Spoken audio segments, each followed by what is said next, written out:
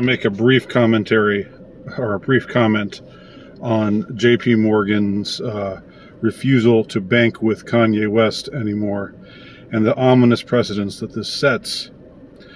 And there's a lot of different directions I could take this, I guess. JP Morgan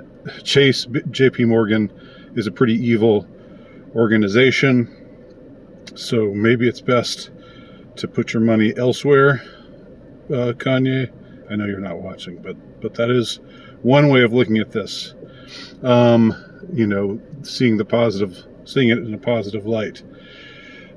Of course, I don't know if there are other banks that are also. I don't know if there's a bank that isn't touched by grave evil, but it seems that with the case with JP Morgan might be even worse than other banking entities out there. But I also wanted to just say that this sets an ominous precedent in that this is the first time we have an incredibly high-profile figure, the first time I can think of where we have an incredibly high-profile figure. And enormously wealthy figure. This is the first time that we've seen something like this happen. They didn't do Mel Gibson like this. They didn't do John Rocker like this. They didn't. There's probably some others I'm just not thinking of right now. But those are the two that really stand out to me. And if you don't know who John Rocker is, I put that name in a search engine. It's kind of an oldie now, but he was one of the first to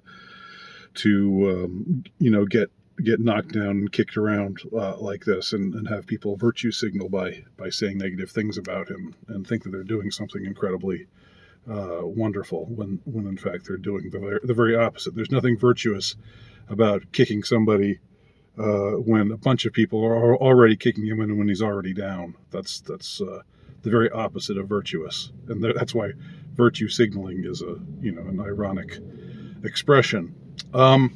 So we have had cases where banks have refused to do any more business with people before people who have shown themselves to be not proper in their perspective or ideology or so forth.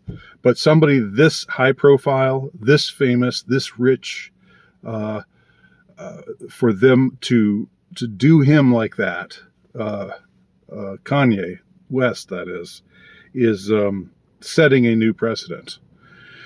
And it's again another indication of the increasingly totalitarian turn that things are taking, which you if you're sensitive at all, you felt that for the last 5 or 6 years. You know the direction in which things have been heading, but we should all regard this with concern, whatever we think of Kanye or his music, or his personality, or his tweets, or what he said in his interview with Tucker Carlson.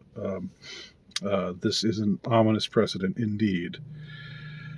Those are my thoughts. Just wanted to get them out there quickly. Thanks for watching.